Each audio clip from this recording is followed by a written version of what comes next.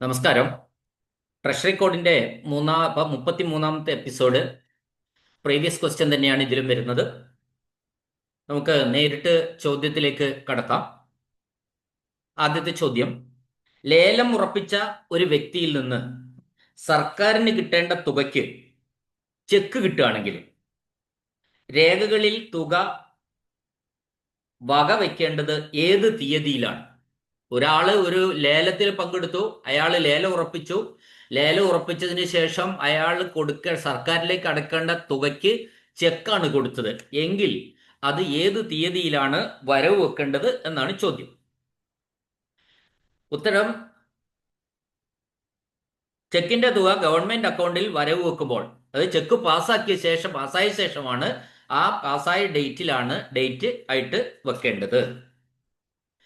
അടുത്ത ചോദ്യം: PWD officers ട്രഷറിയിൽ draw ചെയ്യുന്ന ചെക്കിന്റെ കാലാവധി.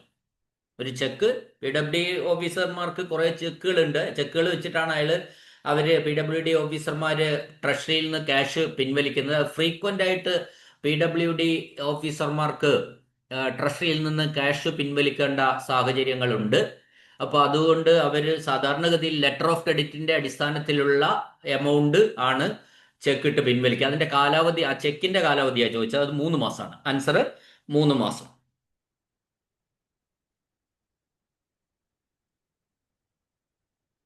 അടുത്ത ചോദ്യം: ഒരു ഗ്രാൻഡ് ഇൻ എയ്ഡ് ബില്ല് ബാങ്കിൻ ട്രഷറിയിലെ ട്രഷറി ഓഫീസർ 27/3/2022 പാസാക്കി ബാങ്കിലേക്ക് അയച്ചു. 2/4/22 ബാങ്ക് അത് പേയ്മെന്റ് നടത്തി. ഇത് ശരിയാണോ എന്നാണ് ചോദിച്ചത്. ഇപ്പൊ ഒരു ഗ്രാൻഡ് ഇൻ എയ്ഡ് ബില്ലാണ്, അതായത് സഹായം, ഗവൺമെന്റിന്റെ സഹായമുള്ള ബില്ലുകൾ. അതായത് ഇപ്പോ എന്താ പറയാ, നമ്മൾ അത്തരത്തിലുള്ള ഒരു ബില്ലിന് എക്സാമ്പിൾ പറഞ്ഞു കഴിഞ്ഞാൽ എയ്ഡഡ് സ്കൂളുകൾക്ക് സർക്കാർ ഓരോ വർഷവും എയ്ഡ് നൽകുന്നുണ്ട്. അപ്പോൾ അത്തരത്തിലുള്ള ഒരു ബില്ല് 27/3/2022 ട്രഷറി ഓഫീസർ പാസാക്കി. അതായത് മാർച്ച് 27. അത് ബാങ്കിലേക്ക് അയച്ചു.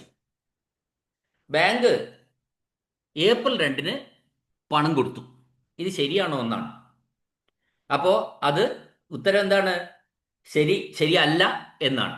കാരണം ഇത് ഫിനാൻഷ്യലി, ഗ്രാൻഡ് ഇൻ എയ്ഡ് ബില്ലുകൾ ഫിനാൻഷ്യലി തന്നെ തീർക്കേണ്ടതാണ്. അപ്പൊ 31 മാർച്ച് 31 അത് പണമായി നൽകിയില്ലെങ്കിൽ എന്ത് ചെയ്യണം?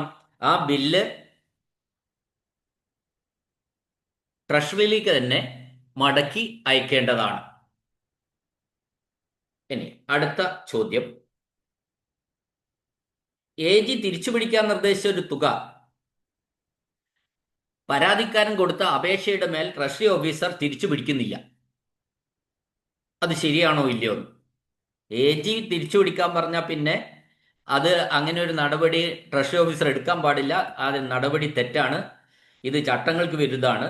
AG നിർദ്ദേശിച്ച തുക യാതൊരു കാരണവശാലും ഒന്നും നോക്കേണ്ടതില്ല. അത് തിരിച്ചു പിടിക്കുക തന്നെ വേണം. അത് മാറ്റിവെക്കുക പോലും ചെയ്യാൻ പാടില്ല. ഓക്കെ. അടുത്ത ചോദ്യം: ഒരു പ്രൈവറ്റ് സ്ഥാപനത്തിന് വേണ്ടി ഗ്രാന്റ് കൊടുക്കാനുള്ള ഒരു സർക്കാർ ഉത്തരവിൻപടി ട്രഷറിയിൽ അതിനുള്ള ബില്ല് പാസ്സാക്കുന്നതിന് മുമ്പേ നോക്കേണ്ട കാര്യങ്ങൾ എന്തൊക്കെയാണ്? ഒരു പ്രൈവറ്റ് സ്ഥാപനത്തിന് വേണ്ടി ഗ്രാന്റ് കൊടുക്കാൻ ഒരു സർക്കാർ ഉത്തരവാണ്.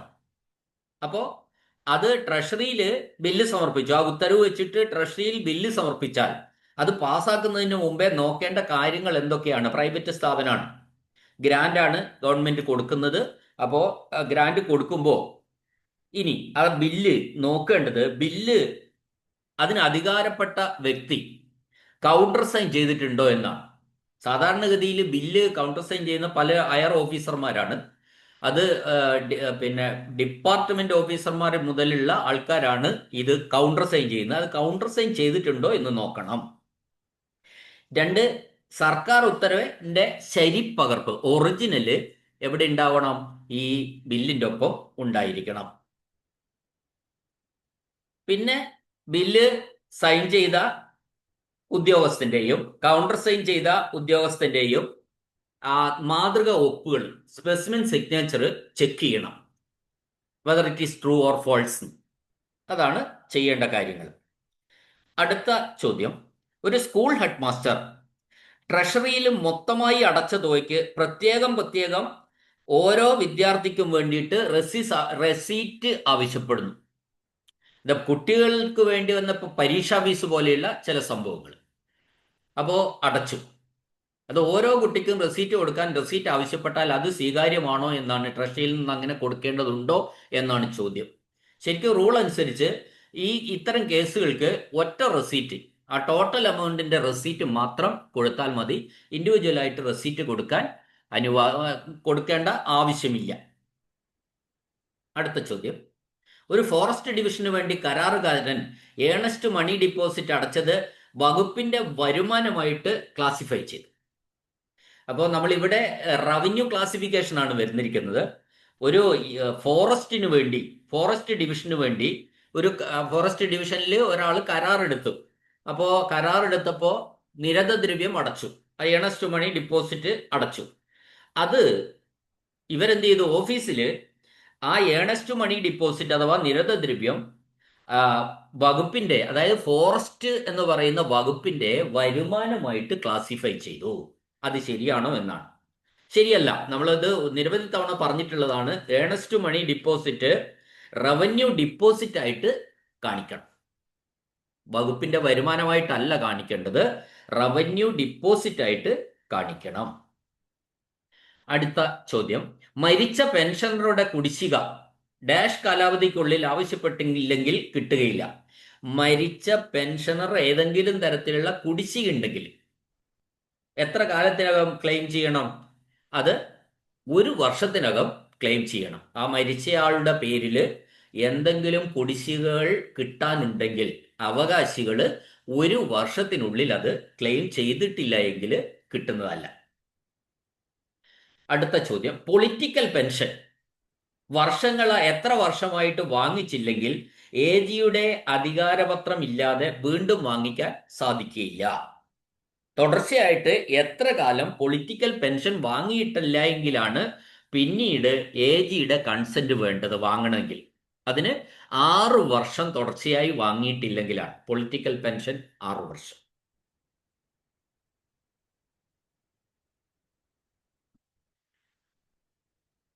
അടുത്ത ചോദ്യം, മരിച്ച ഒരു പെൻഷനറിന്റെ കുടിശ്ശിക വാങ്ങാൻ, ഒരു പെൻഷനർക്ക് കുടിശ്ശിക ഉണ്ടായിരുന്നു കിട്ടാൻ, അത് വാങ്ങാൻ വേണ്ടി പറഞ്ഞ ദിവസത്തിൽ ട്രഷറിയിലെ അവകാശികൾ ആരും ഹാജരായില്ല എങ്കിൽ ആ കുടിശ്ശിക എന്ത് ചെയ്യണം എന്ന ചോദ്യം.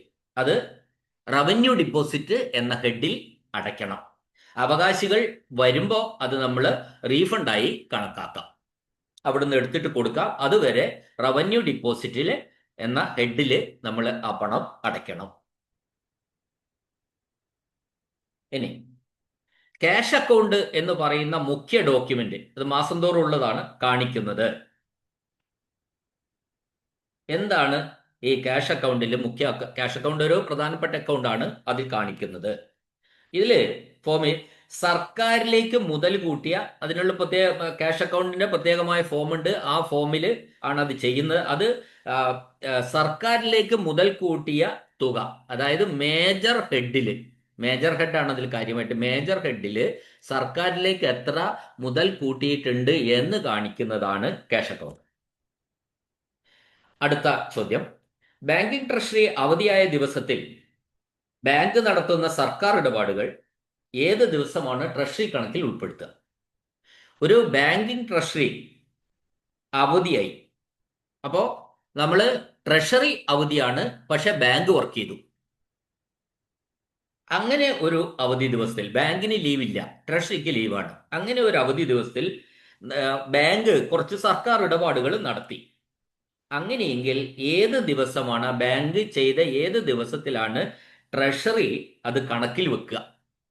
അതിന്റെ ആൻസർ, ഇടപാട് നടന്ന ദിവസത്തിന്റെ തീയതി തന്നെ ട്രഷറി അത് പിറ്റേ ദിവസം ലീവ് കഴിഞ്ഞുള്ള ദിവസത്തിൽ, ആ ലീവ് ആയ ദിവസമാണ് ബാങ്കിൽ ഇടപാട് നടത്തിയതെങ്കിൽ ആ ബാങ്കിൽ ഇടപാട് നടത്തിയ തീയതി എന്നാണോ ആ ഡേറ്റിൽ തന്നെ ഈ അക്കൗണ്ടിൽ അതിൽ കണക്ക് വെക്കേണ്ടതാണ്. അടുത്ത ചോദ്യം, സർക്കാർ ഇടപാടുകൾ രേഖപ്പെടുത്താൻ ബാങ്ക് സൂക്ഷിക്കേണ്ട രേഖകൾ എന്തൊക്കെയാണ്? വളരെ പ്രധാനപ്പെട്ട ചോദ്യമാണ്. നമ്മൾ ഇത് നിരവധി തവണ ഡിസ്കസ് ചെയ്തതാണ്. സർക്കാർ ഇടപാടുകൾ രേഖപ്പെടുന്നത്, അതായത് ഒരു ബാങ്കിങ് ട്രഷറിയിലാണ് സർക്കാർ ഇടപാടുകൾ ബാങ്ക് നടത്തുന്നത്. അപ്പോൾ അവിടെ നടത്തുന്ന ബാങ്ക് പണമിടപാടുകൾ മുഴുവൻ ബാങ്കിലാണ്, പെൻഷൻ ഒഴിച്ച്. സർക്കാർ ഇടപാടുകളിൽ അപ്പോൾ അവിടെ ബാങ്ക് ചില രേഖകൾ സൂക്ഷിക്കേണ്ടതുണ്ട്. അതിൽ ഒന്ന് സ്ക്രോൾ ക്യാഷ് ബുക്കാണ്. സ്ക്രോൾ ക്യാഷ് എന്ന് പറയുന്ന രേഖ വേണം. പിന്നെ passbook or register of daily receipt and payments.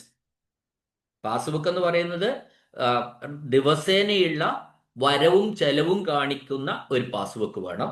Then scroll ക്യാഷും വേണം. ഇത് രണ്ടും നമ്മൾ എന്തിലേക്ക് പോകേണ്ടതാ?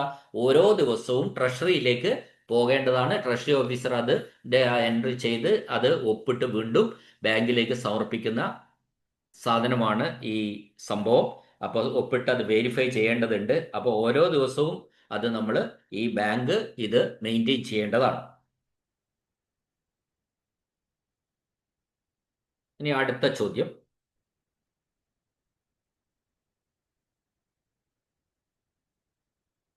ഡയറക്ടർ എന്ന് പറഞ്ഞാൽ ട്രഷറി ഡയറക്ടറിന് വേണ്ടിയിട്ട് joint director, regional deputy director എന്നിവര് അവരുടെ അധികാര പരിധിയിൽ വരുന്ന സബ് ട്രഷറീസ് പരിശോധിക്കേണ്ട കാലാവധി. ഇപ്പൊ ഡയറക്ടറിന് വേണ്ടിയിട്ട് ഈ സബ് ട്രഷറികൾ പരിശോധിക്കുന്നത് ഒന്നുകിൽ ജോയിന്റ് ഡയറക്ടർ ആവാം, ഇല്ലെങ്കിൽ റീജിയണൽ ഡെപ്യൂട്ടി ഡയറക്ടർ ആവാം ട്രഷറിയുടെ. അപ്പൊ അവർ ഈ സബ് ട്രഷറികൾ എത്ര പീരീഡിനുള്ളിലാണ് പരിശോധിക്കേണ്ടത് എന്നാണ് ചോദ്യം. അത് 2 വർഷത്തിലൊരിക്കൽ എന്നാണ് ആൻസർ. 2 വർഷത്തിലൊരിക്കലാണ് അത് പരിശോധിക്കേണ്ടത്. അടുത്ത ചോദ്യം, പേവാർഡിൽ നിന്നും സർക്കാരിലേക്ക് പിരിച്ചെടുക്കുന്ന തുക.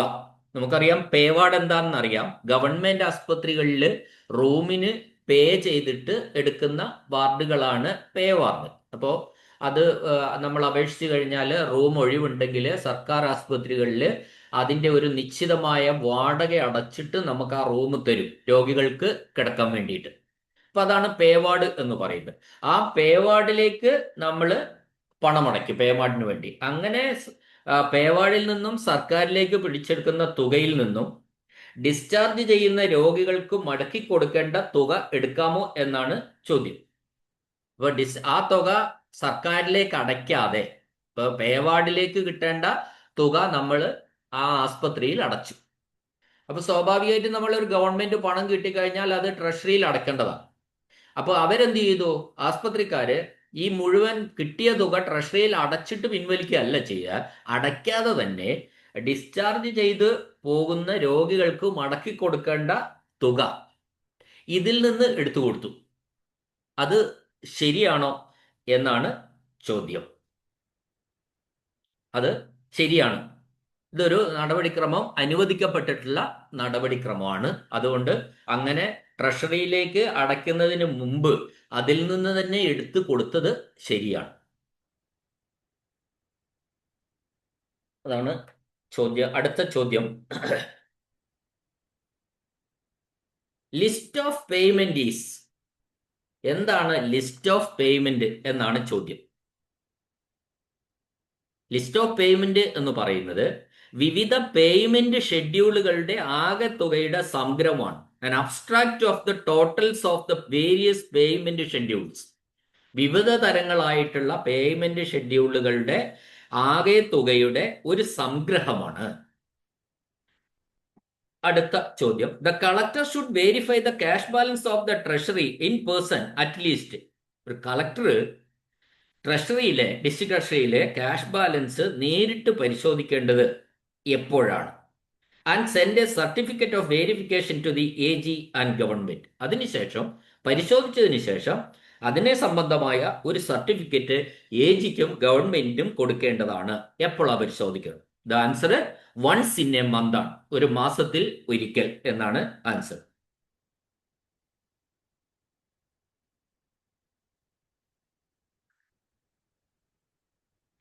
Which of the following is not an account return to be rendered by the treasury? അതായത് ഒരു ട്രഷറി നൽകേണ്ട അക്കൗണ്ട് റിട്ടേൺ അല്ലാത്തത് ഏതാണ്? ട്രഷറി നൽകേണ്ടതല്ലാത്ത ഒരു അക്കൗണ്ട് റിട്ടേൺ ഏതാണ്? അത് ശ്രദ്ധിച്ചോളൂ, അത് നല്ല ചോദ്യമാണ്. Statement of lapsed cheque.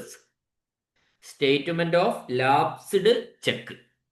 Lapsed ചെക്കുകളുടെ, കാലഹരണപ്പെട്ട ചെക്കുകളുടെ സ്റ്റേറ്റ്മെന്റ് നൽകേണ്ട ഉത്തരവാദിത്വം, ഒരു അക്കൗണ്ട് റിട്ടേൺ ആയിട്ട് നൽകേണ്ട ഉത്തരവാദിത്വം ആർക്കില്ല? ട്രഷറിക്ക് ഇല്ല. അടുത്ത ചോദ്യം, സ്റ്റാമ്പുകളുടെയും സ്റ്റാമ്പ് പേപ്പറുകളുടെയും പേരിൽ ട്രഷറിയിൽ തയ്യാറാക്കേണ്ട ഒരു പ്രധാന പ്രതിമാസ സ്റ്റേറ്റ്മെന്റ് ഏതാണ്? വളരെ ഇമ്പോർട്ടന്റ് ക്വസ്റ്റ്യൻ ആണ്. അതായത് സ്റ്റാമ്പുകളുടെയും സ്റ്റാമ്പ് പേപ്പറുകളുടെയും, മുദ്രപേപ്പറാണ് സ്റ്റാമ്പ് പേപ്പർ എന്ന് ഉദ്ദേശിക്കുന്നത്, സ്റ്റാമ്പ് പേപ്പറുകളുടെയും പേരിൽ ട്രഷറിയിൽ തയ്യാറാക്കേണ്ട ഒരു പ്രധാന പ്രതിമാസ സ്റ്റേറ്റ്മെന്റ് ഏതാണ് എന്നാണ് ചോദ്യം. അത് answer plus and minus memorandum ആണ്. Plus and minus memorandum. Okay, അടുത്ത ചോദ്യം, സ്റ്റാമ്പിന്റെയും ഒപ്പിയത്തിന്റെയും കൈമാറ്റം സംബന്ധിച്ച പ്ലസ് ആൻഡ് മൈനസ് മെമ്മോറാണ്ടം ഒപ്പം ഡാഷ് വേണം. അപ്പൊ അങ്ങനെ ഒരു പ്ലസ് വൺ മൈനസ് മെമ്മോറാണ്ടം ഈ സ്റ്റാമ്പിനെ സംബന്ധിക്കുന്ന, അല്ലെ ഒപ്പിയം എന്ന് പറയുന്ന സംഗതിയെ സംബന്ധിച്ച കൈമാറ്റം സംബന്ധിച്ച പ്ലസ് ആൻഡ് മൈനസ് മെമ്മോറാണ്ടത്തിന്റെ ഒപ്പം ഡാഷ് വേണം. അത് വേണ്ടത് ജില്ലാ ട്രഷറിയിലും അതിന് കീഴിലുമുള്ള സബ് ട്രഷറികളിലും സ്റ്റോക്കിന്റെ യഥാർത്ഥ എണ്ണമോ തൂക്കമോ സംബന്ധിച്ച സർട്ടിഫിക്കറ്റ്. അപ്പോൾ പ്ലസ് ആർ മൈനസ് മെമ്മോറാണ്ടത്തിന്റെ ഒപ്പം വേണ്ടത്, in the case of stock of stamps and stamp paper, സ്റ്റാമ്പുകളും സ്റ്റാമ്പ് പേപ്പറുകളെയും സംബന്ധിച്ച പ്ലസ് ആൻഡ് മൈനസ് മെമ്മോറാണ്ടത്തിനൊപ്പം ജില്ലാ ട്രഷറികളിലും അതിന് കീഴിലുമുള്ള സബ് ട്രഷറികളിലും സ്റ്റോക്കുള്ള ഈ സ്റ്റാമ്പ് പേപ്പറിന്റെയും യഥാർത്ഥ എണ്ണം ഉള്ള, അതായത് അതിന്റെ കൗണ്ട് അടങ്ങിയിട്ടുള്ള ഒരു സർട്ടിഫിക്കറ്റ് കൂടി വേണ്ടതാണ്. അടുത്ത ചോദ്യം, every DDO or officer receiving money or making withdrawal and disbursement of money on the books of Central Account section of the RBI for the month of March every year is closed. Every DDO or officer receiving money or making withdrawal and disbursement of money on the books of Central Account section of RBI for the month of March every year. അപ്പോൾ every ഇയറിൽ നടക്കുന്ന ഇത്തരത്തിലുള്ള withdrawal and disbursement അത് close ചെയ്യുന്നത് എന്നാണ്? അടുത്ത ആ March 31 വരെയുള്ള ക്ലോസിംഗ് യഥാർത്ഥത്തിൽ നടക്കുന്നത് അടുത്ത ഏപ്രിൽ 25-നാണ്, on the 25th April following. അടുത്ത ചോദ്യം, cash remittance between two treasuries should be classified as if both the treasuries are under a single government. ഈ സംസ്ഥാനത്തുള്ള രണ്ട് ട്രഷറികൾ തമ്മിലുള്ള ക്യാഷ് ട്രാൻസാക്ഷൻ എന്ന് പറഞ്ഞാൽ നമ്മൾ പറഞ്ഞതാണ്, അത് ലോക്കൽ റെമിറ്റൻസ് ആണ്. അടുത്ത ചോദ്യം, the statement of civil court deposits as on 31st March every year should be prepared by the civil court deposit as on 31st March 31 വരെയുള്ള സിവിൽ കോർട്ട് ഡിപ്പോസിറ്റിന്റെ ഒരു സ്റ്റേറ്റ്മെന്റ് തയ്യാറാക്കുന്നത് ആരാണ്? ഒരിക്കൽ കൂടി, മാർച്ച് 31 വരെയുള്ള സിവിൽ കോർട്ട് ഡിപ്പോസിറ്റിന്റെ ഒരു സ്റ്റേറ്റ്മെന്റ് തയ്യാറാക്കേണ്ടതായിട്ടുണ്ട്. ആ statement തയ്യാറാക്കുന്നത് ആരാണ് എന്നാണ് ചോദ്യം. അതിന്റെ answer the presiding officer of the court, കോടതിയിലെ പ്രിസൈഡിംഗ് ഓഫീസർ എന്നാണ് answer. The presiding officer of the court.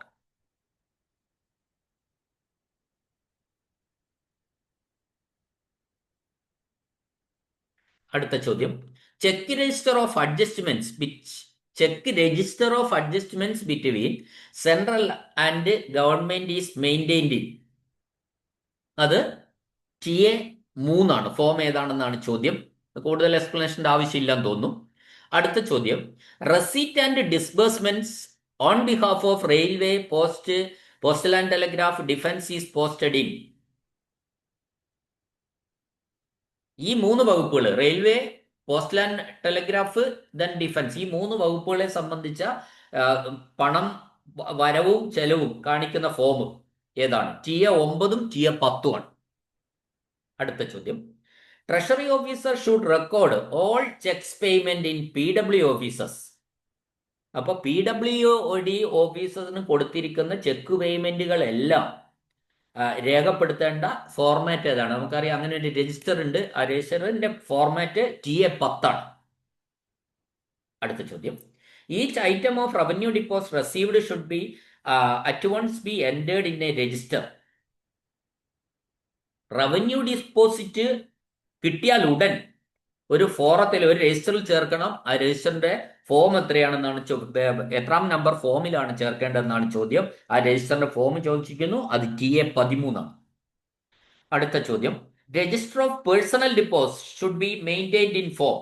Personal ഡിപ്പോസിറ്റിന്റെ രജിസ്റ്റർ ഏതാണ്? TA 15 ആണ്. ഇതെല്ലാം നമ്മൾ പിന്നെ കേരള അക്കൗണ്ട് കോഡ് വോളിയം 2 ചോദ്യങ്ങളാണ്. അടുത്ത ചോദ്യം, when an estate receipt is paid in at sub treasury, an entry should be made as soon as the challan is received in form. ഒരു estate receipt paid in at sub treasury, estate receipt, അതിന്റെ form ഏടാ? അത് മാത്രം ഓർത്താൽ മതി. TA 15 ആണ്. നമുക്കറിയാം, ഞാൻ വീണ്ടും വീണ്ടും പറയുകയാണ്, നമ്മൾ ഈ പിന്നെ TA ഫോംസ് ഒക്കെ ചോദിക്കുമ്പോൾ ഫോംസ്, അപ്പൻഡിക്സ്, ഇത്തരം കാര്യങ്ങളുടെ ചോദ്യങ്ങൾ വരുമ്പോൾ നമുക്ക് ഈ ചോദ്യത്തിൽ നിന്ന് ഉത്തരത്തിലേക്ക് പോകണം. അതായത് ബ്രാക്കറ്റിൽ ഏതൊക്കെ, ഇപ്പൊ അപ്പൻഡിക്സാ തന്നെങ്കിൽ ബ്രാക്കറ്റിൽ 4 അപ്പൻഡിക്സാ തന്നിട്ടുണ്ടാവും. ആ 4 എണ്ണം പോയി ഇൻഡെക്സിൽ നോക്കിയിട്ട് ഉത്തരം എഴുതാം. വേറെ ഏതെങ്കിലും ഫോമാണ് തന്നിരിക്കുന്നതെങ്കിൽ 4 ഫോമിന്റെ പേരെ തന്നിട്ടുണ്ടാവുള്ളൂ. അത് നോക്കിയിട്ട് അപ്പുറം ആ 4 ഫോമിന്റെ സെക്ഷനിൽ നോക്കുക, ആൻസർ ചെയ്യാം. Yes. Then aggregated daily total of dash should be carried to the day book. Aggregated daily total of dash, ഏതിന്റെ ഡെയിലി ടോട്ടൽ ആണ്, അഗ്രിഗേറ്റ് ആണ് ഡേ ബുക്കിലേക്ക് ക്യാരി ചെയ്യേണ്ടത്? അത് register of personal deposit in form TA 17. TA 17 പ്രകാരമുള്ള പിന്നെ personal ഡിപ്പോസിറ്റിന്റെ രജിസ്റ്ററിലെ aggregate daily total ആണ് day ബുക്കിലേക്ക് carry ചെയ്യേണ്ടത്. അടുത്ത ചോദ്യം, ക്യാഷ് അക്കൗണ്ടിന്റെ ഫോം ഏതാണ്? ക്യാഷ് അക്കൗണ്ട് വളരെ ഇമ്പോർട്ടന്റ് ഡോക്യുമെന്റ് ആണ് ക്യാഷ് അക്കൗണ്ട്. സോ TA 35 ആണ് ക്യാഷ് അക്കൗണ്ടിന്റെ ഫോർമാറ്റ്. അടുത്ത ചോദ്യം, a cheque register is maintained in state treasuries for the record of transactions that pass the head is adjusting accounts between central and state government. The cheque register is in form. അതായത് major head adjusting account between central and state government എന്ന ഹെഡിന്റെ കീഴിലുള്ള cheque register. ആ cheque രജിസ്റ്ററിൽ record of transactions കാണിക്കുന്ന cheque register ഏത് ഹെഡിന്റെ കീഴിലുള്ളത്? Adjusting accounts between central and state government. അത് TA 3 ആണ്. അടുത്ത ചോദ്യം, the treasurer where the cash business of the treasury is not conducted by bank will maintain a simple cash book in form. The treasurer where the cash business of the treasury is not conducted by bank എന്ന് പറഞ്ഞാൽ non banking treasury. Treasury തന്നെ cash business നടത്തുന്ന ട്രഷറിയിലെ treasurer സൂക്ഷിക്കേണ്ട ഒരു cash book ഉണ്ട്. സാധാരണ cash book അല്ലത്, അത് ട്രഷറേഴ്സ് ക്യാഷ് ബുക്ക് എന്നാ പറയുക. അതിന്റെ ഫോം എത്രയാണ്? TA റോമൻ ലെറ്റർ 1 ആണ്. TA റോമൻ ലെറ്റർ 1 എന്ന നമ്പറിലുള്ള ഫോമാണ്. അടുത്ത ചോദ്യം, the balance sheet maintained by treasurer is in form.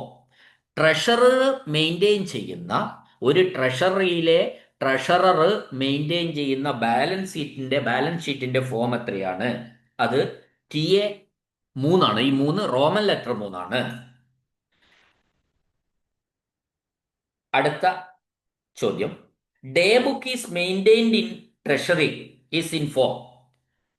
ട്രഷറിയിൽ മെയിൻറ്റെയിൻ ചെയ്യുന്ന ഡേ ബുക്കിന്റെ ഫോം എത്രയാണ്? അത് TA 4 ആണ്. ഈ 4 എന്ന് പറയുന്ന റോമൻ ലെറ്റർ 4 ആണ്. അത് നമ്മൾ ഓർമ്മിച്ചിരിക്കുക. അടുത്ത ചോദ്യം, ഇപ്പൊ നമ്മൾ ഒരുപാട് ഇങ്ങനെ പിന്നെ ഫോംസിന്റെ ചോദ്യങ്ങൾ പറയേണ്ട കാര്യമില്ല, കാരണം ശരിക്കും ഫോംസ് ഏത് ചോദിച്ചാലും നമ്മൾ ആ ഫോംസിന്റെ ഇൻഡെക്സിലേക്ക് പോയിട്ട് എഴുതാവുന്നേ ഉള്ളൂ. എന്നാലും ചിലതിന് ഒരു എക്സ്പ്ലനേഷൻ വേണ്ടതുകൊണ്ടാണ് ഞാൻ അങ്ങനെ ചെയ്തത്. ഓക്കെ, അടുത്ത ചോദ്യം. In the case of articles deposited four safe custody treasuries which remain unclaimed for a period of more than from the date of original deposit, the district treasury officer shall publish a notification in the Kerala Gazette specifying the name and address of the depositor. അതായത് ട്രഷറിയിൽ സൂക്ഷിക്കാൻ തന്നിരിക്കുന്ന ഒരു articles, ഒരു സംഗതി എന്തോ ആയിക്കോട്ടെ, അത് എത്ര കാലത്തിന് ശേഷം തിരിച്ചെടുത്തില്ലെങ്കിൽ, ഒറിജിനൽ ഡിപ്പോസിറ്റ് നടത്തിയതിന് ശേഷം എത്ര കാലത്തിന് ശേഷം തിരിച്ചെടുത്തില്ലെങ്കിൽ ട്രഷറി ഓഫീസർ എന്ത് ചെയ്യണം? ഷാൽ പബ്ലിഷ് ഒരു നോട്ടിഫിക്കേഷൻ ഗസറ്റിൽ നടത്തണം. അദ്ദേഹത്തിന്റെ പേരും അഡ്രസ്സും, ഡിപ്പോസിറ്ററുടെ പേരും അഡ്രസ്സും ഒക്കെ വെച്ചിട്ട് ഒരു ഗസറ്റ് നോട്ടിഫിക്കേഷൻ നടത്തണം എന്നാണ് പറഞ്ഞിട്ടുള്ളത്. അപ്പൊ അങ്ങനെയെങ്കിൽ അത് എത്ര വർഷത്തിന് ശേഷമാണ്? അത് 25 വർഷത്തിന് ശേഷമാണ് അത് ചെയ്യേണ്ടത്. ഓക്കെ, അടുത്ത ചോദ്യം.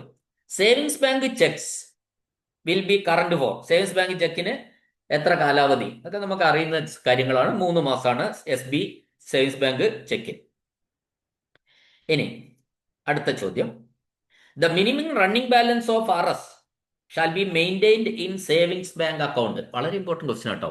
ട്രഷറി സേവിങ്സ് ബാങ്ക് അക്കൗണ്ടിലെ, അതായത് TSB അക്കൗണ്ടിൽ മിനിമം ബാലൻസ് ഉണ്ടോ ഇല്ലയോ? ഉണ്ടെങ്കിൽ എത്രയാണ്? ഉണ്ട്, മിനിമം ബാലൻസ് ഉണ്ട്. അത് 100 രൂപയാണ്.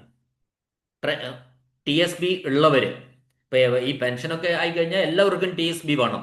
TSBയിലൂടെയാണ് ട്രാൻസാക്ഷൻ നടക്കുന്നത്. അപ്പൊ ഈ TSBയിലെ അഥവാ ട്രഷറി സേവിങ്സ് ബാങ്ക് അക്കൗണ്ടിന്റെ മിനിമം ബാലൻസ് എന്ന് പറയുന്നത് 100 രൂപയാണ്.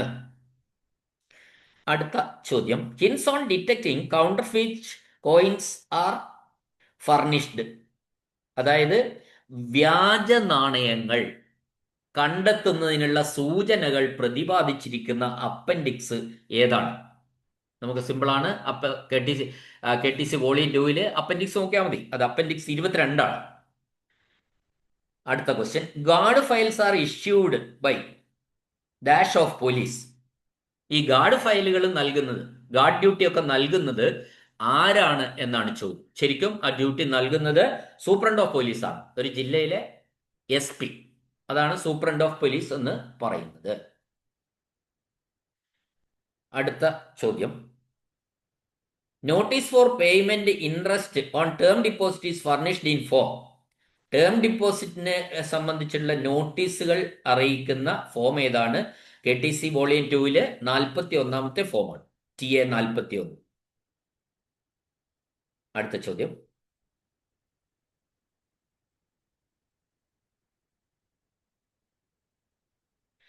In case the increment claimed involves reckoning of broken periods of service and dash showing briefly how the date of increment has been arrived at shall also be attached to the bill.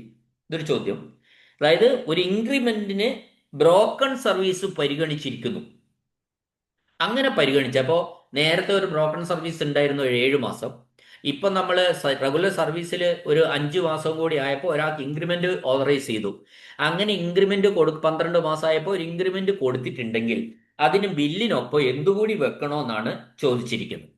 അത് explanatory memorandum ആണ് വെക്കേണ്ടത്. Explanatory memorandum എന്ന് പറഞ്ഞാൽ ഒന്നുമില്ല, ഒരു proceedings ആണ് ഉദ്ദേശിക്കുന്നത്. അതായത് ഇദ്ദേഹം എത്ര കാലം, ഏത് ഡേറ്റ് മുതൽ ഏത് ഡേറ്റ് വരെ ഇദ്ദേഹത്തിന് ബ്രോക്കൺ സർവീസ് ഉണ്ടായിരുന്നു, അവ കഴിഞ്ഞ ഇദ്ദേഹം ഇവിടെ ജോയിൻ ചെയ്തത് എന്ന്, അപ്പോൾ ടോട്ടൽ എങ്ങനെയാണ്, അത് മൊത്തം ആ ഇൻക്രിമെന്റിലേക്ക് നമ്മൾ ഒരു വർഷം കംപ്ലീറ്റ് ആയത് എങ്ങനെ എന്ന് വിശദമാക്കുന്ന ഒരു എക്സ്പ്ലനേറ്ററി മെമ്മോറാണ്ടം. അടുത്ത ചോദ്യം. Arrears of government pay and allowances if any due to a gazetted government servant in respect of a non-gazetted post held by him prior to his promotion to the gazetted post should be drawn and paid to him by the drawing officer of his last non-gazetted post. ഇത് ശരിയാണോ എന്നാണ്. അതായത് അയാൾക്ക് ഒരു gazetted ഓഫീസറിന് കുടിശ്ശിക കിട്ടാനുണ്ട്. ആ കുടിശ്ശിക എന്ന് പറയുന്നത് അയാൾ നോൺ ഗസറ്റഡ് ആയിരുന്ന പീരീഡിലെ ആണ്. അങ്ങനെയെങ്കിൽ ആ കുടിശ്ശിക ആരാണ് കൊടുക്കേണ്ടതെന്നാണ്. ഇപ്പൊ നമുക്കറിയാം ഗസറ്റഡ് പീരീഡിലുള്ള ഏത് കുടിശ്ശിക, ഗസറ്റഡ് പീരീഡിലുള്ള ഏതെങ്കിലും പണത്തിന്റെ ഉത്തരവാദിത്തം അത് AG-യുടെ സ്ലിപ്പ് വന്നിട്ടാണ് കൊടുക്കുന്നത്. അക്കൗണ്ടന്റ് ജനറലിന്റെ പേ സ്ലിപ്പിനനുസരിച്ചാണ് കൊടുക്കുന്നത്. അപ്പൊ നോൺ ഗസറ്റഡ് പീരീഡിലാണെങ്കിൽ എന്ത് ചെയ്യുക, അദ്ദേഹം അന്നേരം വർക്ക് ചെയ്ത, ഈ നോൺ ഗസറ്റഡ് പീരീഡിൽ വർക്ക് ചെയ്ത പീരീഡിലെ ആ സ്ഥാപനത്തിന്റെ ഡ്രോയിങ് ഓഫീസറാണ് അത് വാങ്ങിക്കൊടുക്കേണ്ടത്. ക്ലിയർ അല്ലേ? ഇപ്പോൾ സ്റ്റേറ്റ്മെന്റ് കറക്റ്റ് ആണ്. അടുത്ത ചോദ്യം, in the case of remittance of fresh notes, വേണ്ട, if the payment on an account is at any time forbidden by any one of the one or more of the account holders, the amount will only be payable on the dash of all the account holders. ഒരു ഇത് ഇതിന്റെ അർത്ഥം ഇതാണ്, ഒരു അക്കൗണ്ടിലെ payment അത് joint ആയിട്ടുള്ള ഒരു അക്കൗണ്ട് ആണെന്ന് വിചാരിച്ചോ. ഒരു 3 പേര് 4 പേരുള്ള അങ്ങനെ വിചാരിക്കും, 4 പേരുള്ള ഒരു അക്കൗണ്ട്. ആ അക്കൗണ്ടിൽ നിന്നുള്ള ഒരു പണം കൊടുക്കല് ഒരാളോ അതിലധികമോ ആൾക്കാർ വിലക്കി, എതിർത്തു, ട്രഷറി ഓഫീസർ അത് കൊടുക്കരുതെന്ന് പറഞ്ഞാൽ അത് എങ്ങനെയാ പിന്നെ നൽകുക എന്നാണ് ചോദ്യം. ആ ട്രഷറി ഓഫീസർ നൽകണമെങ്കിൽ ഏത് കണ്ടീഷനാണ് സാറ്റിസ്ഫൈ ചെയ്യേണ്ടത്? അങ്ങനെ ഒരാൾ വന്നാൽ, അങ്ങനെ ഒരു ഇത് വന്നാൽ അത് ജോയിന്റ് റെസീറ്റ് ഒപ്പിട്ട് കിട്ടണം. അതായത് ഈ എല്ലാ അക്കൗണ്ട് ഹോൾഡേഴ്സിന്റെയും കൂടി ഒപ്പുള്ള റെസീറ്റ് നമുക്ക് ട്രഷറി ഓഫീസർ കൊടുത്താൽ മാത്രമേ അത് പാസ്സാക്കി കൊടുക്കുക, അല്ല ആ ക്യാഷ് ഡിസ്പേഴ്സ് ചെയ്യുള്ളൂ. അടുത്ത ചോദ്യം, inspections regarding the instruction regarding the inspection of treasuries are furnished in. ട്രഷറികളിലെ ഇൻസ്പെക്ഷനെ പറ്റി പ്രതിപാദിക്കുന്ന അപ്പൻഡിക്സ് ഏതാണ് എന്നാണ് ചോദ്യം. അപ്പൻഡിക്സ് എന്ന് പറയുന്നത് അപ്പൊ KTC വോളിയം 2 ചോദ്യമാണ്. അപ്പൻഡിക്സ് 5 ഇപ്പൊ നമുക്ക് ഈ ക്വസ്റ്റ്യനും ഇവിടെ അവസാനിപ്പിക്കാമെന്ന് തോന്നുന്നു. ബാക്കി ക്വസ്റ്റ്യൻസ് നമുക്ക് അടുത്ത വീഡിയോയിൽ പറയാം. ക്വസ്റ്റ്യൻസ് ഞാൻ ഡിസ്കസ് ചെയ്യുന്ന ക്വസ്റ്റ്യൻസ് നിങ്ങൾക്ക് മനസ്സിലാവുന്നുണ്ടോ എന്ന് വിശ്വസിച്ചുകൊണ്ട് ഈ വീഡിയോ കേട്ട എല്ലാവർക്കും നന്ദി, നമസ്കാരം.